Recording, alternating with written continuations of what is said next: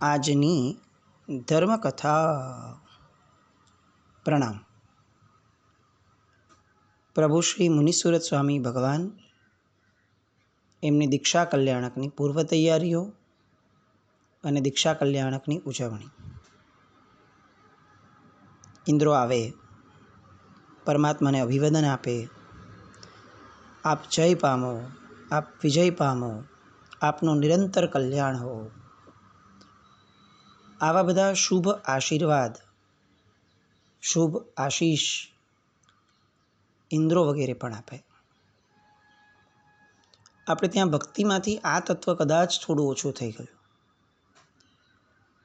પ્રભુના ઉવારણા લેવા એ પ્રક્રિયા એ હવે જાણે સાવ કોઈ ભૂતકાળમાં ધકેલાઈ ગયું હોય એવી થઈ ગઈ.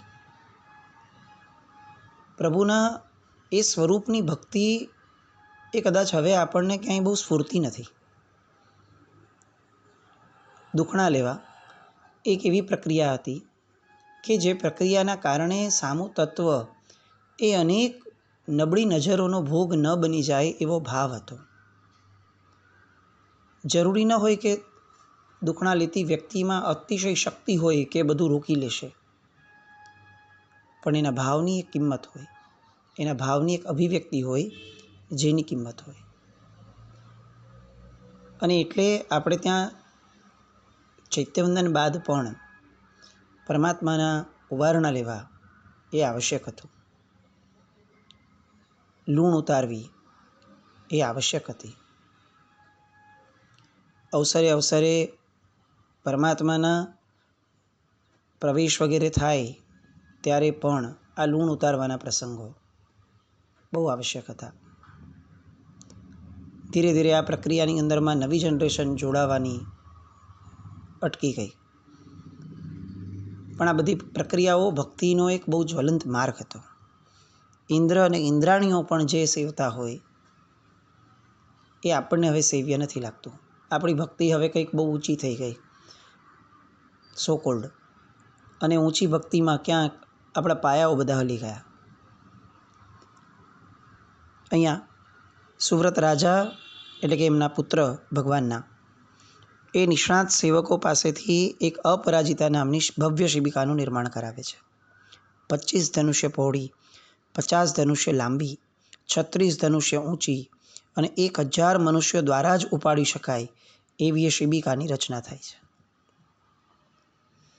પ્રભુનો રથયાત્રાનો વરઘોડો છે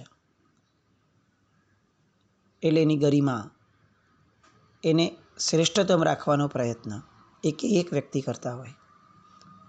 આ બાજુ જેમ સુવ્રત રાજાને પ્રભુ માટે આવી રીતની શિબિકા રચવાનું મન થયું, તો બીજી બાજુ અચ્યુતેન્દ્ર એને પણ પોતાના સેવક દેવો પાસે આ જ માપની એક દેવતાઈ શિબિકાનું નિર્માણ કરાવડાવ્યું.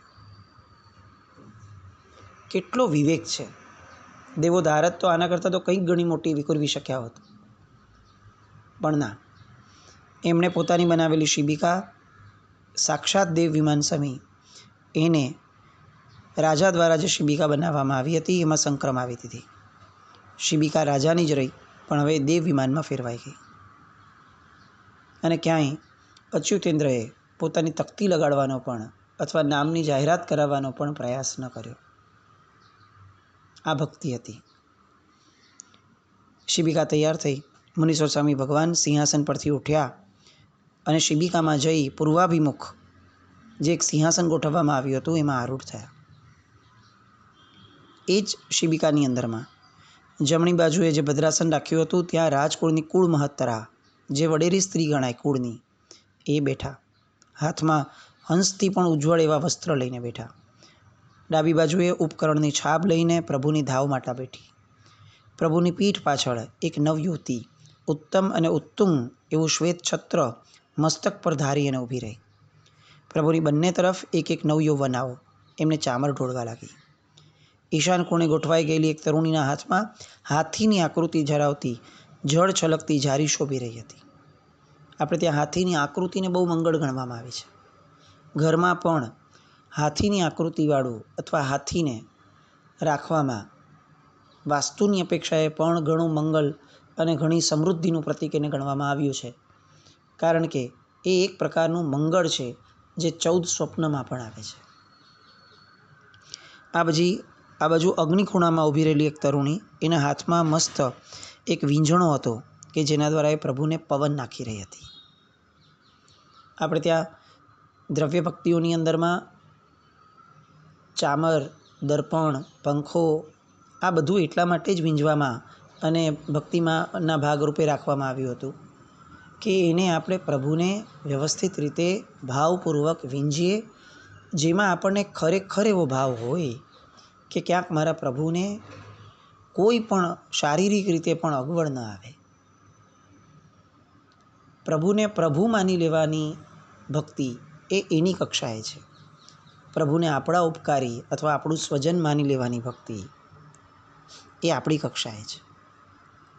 આપણે એમને કેવળ જ્ઞાની માની લીધા એટલે હવે આપણે એમનામાં એક શુદ્ધ આત્મા છે એ શું કરી શકવાના, એ તો સિદ્ધશિલામાં વયા ગયા છે. એ ભાવપૂર્વક જે ભક્તિ કરીએ છીએ એ આપણી કક્ષાની વિચારધારામાં આપણો ઉત્સાહ નથી જન્માવા દેતી. એ કક્ષા આવે એ પછીથી આ જ ભક્તિ છે, પણ આપણી કક્ષામાં પ્રભુ આપણને સાવ પોતિકા લાગવા જોઈએ. જ્યાં સુધી આપણને આપણા શરીરની આળપંપાળની ચિંતા છે ત્યાં સુધી પ્રભુનો દેહ એ ક્યાંય પણ કોઈ પણ જગ્યાએ ઊણો ન રહી જાય, ક્યાંય અગવડ ન પામે, એની ચિંતા કરવી, એવી ભક્તિ કરવી એ આવશ્યક ભક્તિ હતી. કક્ષા પ્રમાણેનો ધર્મ જ્યારથી ચૂકાઈ ગયો, દેખાદેખીનો ધર્મ જ્યારથી આવવા લાગ્યો, ત્યારથી ફક્ત અને ફક્ત કન્ફ્યુઝન સિવાય બહુ ઓછું વધ્યું છે. આ બાજુ શિબિકામાં બધું જ ગોઠવાઈ ગયું એટલે સુવ્રત રાજાએ પોતાના સમાન વયવાળા, પોતાના સમાન વેશવાળા અને સરખા દેખાવવાળા એવા યુવાન પુરુષોને બોલાવી અને શિબિકા ઉપાડવાની સૂચના આપી. 1000 યુવાનોએ ઉચકી. આજ્ઞા મળી. એ પુરુષોએ શિબિર ફરતે ગોઠવાઈ અને એને ઉપાડવાનો ઉપક્રમ કર્યો. અને પાલખી ઉપાડવાની ધન્યાતિધન્ય પળ આપણને પ્રાપ્ત થઈ છે. એની એક અકથ્ય સંવેદના એ આ બધા જ 1000 યુવાનો એ અનુભવવા લાગ્યા. એ જ સમયે સૌધર્મેન્દ્ર, ઈશાનેન્દ્ર, ચમરેન્દ્ર, બલિન્દ્ર આ 4 ઇન્દ્રો આગળ ધસીને આવ્યા અને આ 1000 યુવાનોમાં પોતે પણ ગોઠવાઈ ગયા. પાલખીના એક એક છેડાને ઉપાડી પોતાના ખભે લેવાપૂર્વક પાલખીને એમણે ઊંચી કરી. આ સૃષ્ટિના માલિક એવા ઇન્દ્રો, જેમની સમૃદ્ધિનું વર્ણન સાંભળવામાં પણ આપણી આંખો ભોળી થઈ જાય, એવા ઇન્દ્રો એ પ્રભુની પાલખી ઊંચકવા માટે પડાપડી કરે છે. આ ભક્તિ છે, આ અહોભાવ છે. ઇન્દ્રોએ શિબિકા પણ રચી છે, કેટલું બધું કર્યું છે, પણ ક્યાંય મેં આટલું મોટું દાન આપ્યું છે આવો વટ રાખી અને સૌથી આગળ ચાલવાનું કામ કરવાનું એ ઇન્દ્રોને ફાવ્યું નહીં. એમને તો જે અવસરે જે રીતે જેટલો લાભ મળે એ લાભ લેવાની નાનપ અને લઘુતા એ ગુણ એમને ફળ્યો. હું મોટો છું, હું પ્રમુખ છું, ટ્રસ્ટી છું, હું દાનવીર છું, આવું ક્યાંય એમને નડતું ન હતું. ભારે ધસારો થયો. બીજા ઇન્દ્રો પણ આવ્યા, 4 નિકાયના દેવો પણ આવ્યા. બધાએ શિબિકાને કાંધ આપવી છે, બધા જ પડાપડી કરે છે, દોડાદોડી કરે છે. પ્રભુની પાલખી મારા ખભા પર આવે, એના દ્વારા મારા દેહની અને મારા ભવની સાર્થકતા એનો અનુભવ લેવા માટે, એ કર્મ નિર્જરા કરવા માટે, એ પુણ્યોપાર્જન કરવા માટે બધા જ એક પછી એક પડાપડીપૂર્વક પ્રભુની પાલખી વિવેકપૂર્વક ઊંચકવા લાગ્યા. અને હવે મુનિસુરત સ્વામી ભગવાનની દીક્ષા યાત્રા શરૂ થઈ. દીક્ષા યાત્રાનું વર્ણન પણ બહુ સુંદર છે. સૌથી આગળ દિવ્ય એવા 8 મંગળ, અષ્ટમંગલ એના ચિહ્નો લઈ અને ચાલવાનું શરૂ થયું. શ્રીવત્સ, મીનયુગલ, દર્પણ, ભદ્રાસન, કળશ, નંદાવર્ત, શરાવ સંપુટ અને સ્વસ્તિક. રત્નમય 8 મંગળો એ આગળ વાહનો પર ગોઠવાઈ ગયા. એ પછીથી આભ અને આમતી એક વિજયધ્વજ પતાકા એ નીકળી. એની પાછળ પાછળ રત્નોથી મઢેલું અને સ્વર્ણથી નિર્મિત એવું પાદપીઠ સંયુક્ત અને શ્વેત છત્ર ધરાવતું સિંહાસન ચાલ્યું. એ પછીથી 108 અશ્વો, 108 ગજરાજો, 108 સુસજ્જ રથો એ નીકળ્યા. એની પાછળ 108 શસ્ત્રસજ્જ અને સમાન રૂપવાળા 108 યુવાન યોદ્ધાઓ પસાર થયા. એની પાછળ વિરાટ અશ્વદળ, ગજદળ, રથદળ અને પાયદળ નીકળ્યા. એ પછીથી 1000 યોજન ઉન્નત એવો મહેન્દ્ર ધ્વજ એ નીકળ્યો. એની પાછળ ઇન્દ્રધ્વજ, એની પાછળ કોઈકના હાથમાં પુસ્તક, કોઈકના હાથમાં કાષ્ટપીઠ, કાષ્ટફલક, કંઈકના હાથમાં તલવાર, તીર, ભાલા, શક્તિ, આવા બધા આયુધો, કોઈકના હાથમાં વીણા આદિ વાજિંત્રો, કોઈક વિચિત્ર વેશ ધરીને આવ્યું, કોઈક વિસ્મય પ્રેરક સ્વરૂપ લઈને આવ્યું. હાસ્ય, કેલી, ખેલ, નકલ, કુતૂહલ આવી અનેક ચેષ્ટા કરનારા અગણિત મનુષ્યો, જેનામાં જેવી શક્તિ હતી, જેની જેવી રુચિ હતી, એ બધું પ્રભુના ચરણે સમર્પિત કરનાર એ ભક્તવર્ગ તરીકે લોકો જોડાવા લાગ્યા. કોક તાળીઓ પાડે, કોક વિદૂષક જેવા નખરા કરે, કોક શાપ આપીને એનું વારણ કરતું હોય એવા નાટકો કરે, પોતાને આવડતી એવી કરામતો કરે. આવી અસંખ્ય જાતની ક્રિયાઓ અને ચેષ્ટાઓ એ બધા દ્વારા લોકો પ્રભુની દીક્ષાના આનંદોત્સવની અંદરમાં ગરકાવ થઈ ગયા. આવી અનેક ચેષ્ટાઓ હોવા છતાં એક વસ્તુ બહુ સામાન્ય હતી કે ક્યાંય આખા વર્ણનમાં એવું નથી આવતું કે લોકો પંચાત કરતા, લોકો એકબીજાની વાતો કરતા, લોકો નિંદા કોથલી કરતા, કંઈ નહોતા કરતા. કારણ કે બધાને ખબર હતી કે અમે પ્રભુની રથયાત્રામાં જોડાયેલા છીએ. ઔચિત્ય નામનો ધર્મ એ જાણે આ બધા જન્મજાત લઈને આવ્યા હોય એ રીતે પ્રભુની રથયાત્રામાં જે ઉચિત લાગે એવી રીતે જ એ લોકો રથયાત્રામાં જોડાયા હતા. આ પછીથી અલગ અલગ વંશોના ક્ષત્રિયોનો સમુદાય નીકળ્યો. એની પાછળ સાર્થવાહ એનો સમૂહ ચાલવા લાગ્યો. કોક પગપાળા હતું, તો કોક હાથી ઉપર, કોક ઘોડા ઉપર, કોક પાલખીની રથ હતા એના ઉપર હતા. આમ મનુષ્યોનો જાણે એક અફાટ મહાસાગર, અને આ બધાની વચ્ચે અસંખ્ય દેવદેવીઓ એ હળીમળી અને ગોઠવાઈ ગયા. આકાશ ગુંજી જાય એ રીતે જયનાદ ઉચ્ચરતા ઉચ્ચરતા એક આખી રથયાત્રા એ ત્યાંથી નીકળી. આંખ બંધ કરીને ફક્ત કલ્પના કરીએ કે આ રીતની રથયાત્રા જ્યારે નીકળતી હશે ત્યારે પ્રભુ એમનું ગૌરવ એ કેવું વર્તાતું હશે. એ કોઈક જોનારને આમ કેવી અંદરની ભાવનાઓ વૃદ્ધિ પામતી હશે. ઓહો, આહા, આવો અહોભાવ કેવો થતો હશે. પ્રભુની ગરિમા, પ્રભુનું ગૌરવ, પ્રભુના શાસનનો જયનાદ એ કેવો થતો હશે. રથયાત્રાઓ ઓછી થાય તો હજી એકવાર ચાલે, પણ જે થાય એ કેવી થવી જોઈએ, એ કેવી ગરિમા પૂર્ણ હોવી જોઈએ, એની વાતો આપણને આ કલ્યાણકોની ઉજવણીના વર્ણનની અંદરમાં સાંભળવા અને જોવા મળે. પ્રભુની શિબિકાની આગળ આ આટલું સમૂહ થયું. હજી તો પ્રભુની પાલખીની પાછળનો આખો દ્રશ્ય બાકી છે. મદોન્મત હાથીના હોદ્દે બિરાજેલા અને વિશાળ એવી ચતુરંગી સેનાથી પરિવરેલા રાજા સુવ્રત પોતાના વિશાળ પરિવાર સાથે પ્રભુની પાલખીની પાછળ ચાલી રહ્યા છે. પુરુષ સિંહ અને પુરુષોત્તમ એવા મુનિ સુવ્રત સ્વામી ભગવાન એમની આ અસામાન્ય દીક્ષાયાત્રા દ્વારા ફાગણ વદ બારસના ધન્ય દિવસે કુશાગ્રપુર નગરને ઓળંગીને નીલગૃહા નામના ઉદ્યાનની અંદરમાં એ રથયાત્રા આવે છે. અશોક વૃક્ષ પાસે એ શિબિકાને ભૂમિ પર સ્થાપવામાં આવી. પ્રભુ એમાંથી નીચે ઉતર્યા, વૃક્ષ હેઠળ પહોંચી ગયા. એક પળનો પણ વિલંબ કર્યા વિના પોતાના દેહ પરથી એમણે અલંકારોને એક પછી એક ઉતારવાના શરૂ કર્યા. ક્યાંય પ્રભુને અલંકારો ઉતારવામાં કોઈ ઘૃણા પણ નથી અને કોઈ રાગ આદિનું પોષણ પણ નથી. ક્યાંય કોઈ ઉતાવળ પણ નથી, અસહજતા પણ નથી, અને ક્યાંય કોઈ ધીમાપણું પણ નથી. ક્યાંય કોઈ વ્યથા પણ નથી અને ક્યાંય કોઈ આનંદ પણ નથી. એક સમપણું, કોઈ વિશેષ દેખાવા માટેનો ભાવ કંઈ જ નહીં, અત્યંત સહજપણું. અને જેવા એ આભૂષણો ઉતારવા માંડ્યા એટલે તરત જ કુલ મહત્તરા પ્રભુની સન્મુખ હંસથી ઉજ્જવળ એવું વસ્ત્ર ધારણ કરી અને સજળ નેત્રે આવીને ઊભી રહી.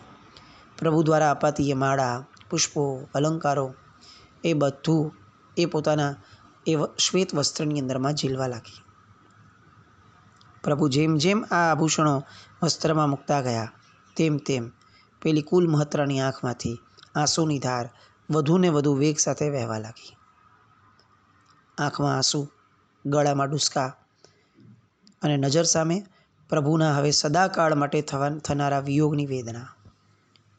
શરીર થરથર કાપવા લાગ્યું અને એકાએક સહસા એમના મુખમાંથી શબ્દો નીકળ્યા, તમે હરિવંશ કુળના દીપક છો, તમે ગૌતમ ગોત્રના અવતંશ છો, વિશુદ્ધ ચરિત્ર એવા સુમિત્ર રાજાના પુત્ર છો, શીલ સુંદર એવા મહાસતી પદ્માવતીના તમે લાડકવાયા દીકરા છો, તમે ઉત્તમ જાતિના ક્ષત્રિય છો, ગર્ભાવસ્થાથી તમે સુકોમળ હોવા છતાં અદ્ભુત અલૌકિક રૂપ લાવણીના લીધે અત્યંત સોહામણા હોવા છતાં, સૌના મનગમતા હોવા છતાં, સૌના માટે નિરંતર દર્શનીય હોવા છતાં, સૌના અભિલાષાના પરમ વિષય હોવા છતાં, તમારી ખ્યાતિ દિગ્દિગંતરોમાં નહીં પણ દેવલોકમાં પણ પ્રસરી હોવા છતાં તમે આજે તલવારની ધાર પર ચાલવાની વેળાએ અતિશય કઠોર અને કઠિન મહાવ્રતો લેવા માટે આગળ વધ્યા છો. આ માટે હવે તમે કઠોર બનીને ચાલજો, અતિશય સત્વ ફુરવજો, વ્રતોનું બરાબર ઘડતર કરજો, એના પાલનમાં અસામાન્ય પરાક્રમ દાખવજો, કદી પણ એના પરિપાલનમાં લેશ માત્ર પણ પ્રમાદ કરશો નહીં. સહજપણે નીકળેલા શબ્દો. આપણે ત્યાં દીક્ષાના પ્રસંગોમાં ક્યાંય રુદનને બહુ સ્થાન ન હતું. રુદન એને અમંગળ ઘટના કીધી છે અને એમાં પણ અન્યોના સંન્યાસ વગેરેની ઘટનાઓ અલગ છે કે જેની અંદરમાં પરિવારથી દૂર થવું એ પરિવાર માટે પણ શોકનો વિષય બનતો અને જનારા માટે પણ કેટલીક કઠિન ધારા બનતી. આ તો સમજણના ઘરનું પર્વ છે અને પર્વ છે, ઉત્સવ છે. ઉત્સવમાં રુદનો ક્યારે હોય? અને એટલે તરત જ આ ધાવ માતા પણ આવા પરાક્રમ ફોરવાય એવા આશીર્વાદ આપે છે, વારણા લે છે. પ્રભુએ પણ એ સમયે કુલમહત્રાના વેણને વિનયપૂર્વક ઝીલ્યા અને પોતે કહે છે એ સમયે કુલમહત્રાને, આપ કહો છો તે બરાબર છે. અને ત્યારબાદ વસ્ત્રાલંકારનો ત્યાગ થાય છે. પ્રભુએ પંચમુષ્ટિક કેશ અને લોચનો આરંભ કર્યો છે.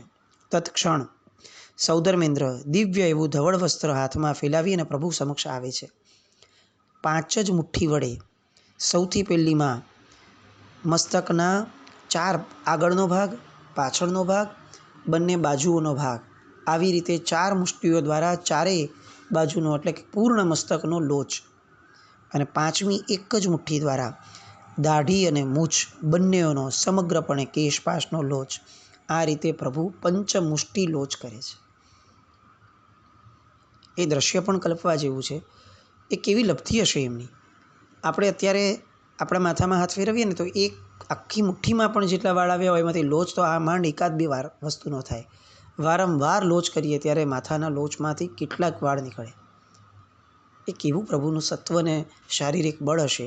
એક જ મુઠ્ઠીની અંદરમાં બધા જ વાળ, બીજી વાર મુઠ્ઠી લેવી પણ ન પડે એ રીતે એનો લોચ કરવાનો. એ કેવા શરીરથી ખેંચાતા હશે. અને તેમ છતાં ક્યાંય પ્રભુનો એક નાનકડો પણ ભાવ એ શરીરની અશાતા તરફ વળતો નહીં હોય. એ કેવું પ્રભુનું સત્વ હશે. હજી તો રાજકુમાર હતા, આગલા દિવસ સુધી રાજા હતા. એ દિવસે પણ રાજા તુલ્ય એમનો અહોભાવપૂર્વકનું એમનું બહુમાન થયું છે. અને સીધે સીધું પોતાના જ હાથ વડે મસ્તકના વાળનો લોચ, અને એથી અત્યંત અત્યંત અત્યંત કઠિન કહી શકાય એવા દાઢી અને મૂછનો લોચ એક ઝાટકે. આ પ્રભુનું કેવું સત્વ હશે. પ્રભુના દીક્ષા કલ્યાણકની ઉજવણીનું ચિંતવન એ ખરેખર આ રીતે થાય. આપણે ત્યાં જિનાલયની અંદરમાં જે રીતે ચિંતન કરવા માટેની એક વ્યવસ્થા મૂકી છે, એક પ્રક્રિયા મૂકી છે, એ આ છે. પ્રભુની રાજ્યાવસ્થા, પ્રભુની બાળ અવસ્થા અને ત્યારબાદ પ્રભુની આ રીતની દીક્ષા માટે નીકળ્યા એ સમયની અવસ્થાઓ. આ અવસ્થાત્રિકના ચિંતનો એ આપણે ત્યાં એક બહુ આવશ્યક પ્રક્રિયાઓ હતી. જે હવે લુપ્ત થઈ ગઈ. આપણે ખરેખર એક વસ્તુ માનવી પડે કે આપણે ઘણું બધું લુપ્ત કરી દીધું આપણી જનરેશને. જે આપણી આગલી જનરેશનમાં થોડે ઘણે અંશે બચ્યું હતું, પણ આપણે એને પૂર્ણપણે લુપ્ત કરી દીધું. કમાલ છે. અહીંયા ઇન્દ્ર હવે આ બધા મસ્તકો લઈ પોતાના વસ્ત્રમાં મૂકે છે અને ભગવંત અનુજ્ઞા માંગુ છું આવું જ્યારે બોલે છે એ પછીથી દિવ્ય શક્તિથી ક્ષીર સમુદ્ર પર જઈ અને કેશને એ ક્ષીર સમુદ્રમાં પધરાવી દેવે છે. એ જેવા પાછા ફર્યા એટલે તરત જ વાજિંત્રોના જય જયકાર વગેરેના થઈ રહેલા તુમુલ અવાજને શાંત કરાવી અને હવે એક મેઘ ગંભીર નિર્ઘોષપૂર્વક પ્રભુની દીક્ષાના આ પ્રસંગમાં પ્રભુ દ્વારા હવે જે બોલાશે એ સાંભળવા લોકો એક ચિત્તે જોડાય છે. એ પ્રભુનો ધ્વનિ અને પ્રભુ દ્વારા બોલાયેલા એ શબ્દો પછીની ઘટના, દીક્ષા પછીની ઘટનાઓ, એ બધી અતુલ્ય ઘટનાઓ જેની તુલના ક્યાંય થઈ ન શકે એવી વર્ણનાતીત ઘટનાના વર્ણનમાં આવતીકાલે ફરીથી જોડાઈએ. જીના આજ્ઞાવૃત્ત કંઈ પણ બોલાયું હોય તો મિચ્છામિ દુક્કડમ જૈનમ જયતિ શાસન.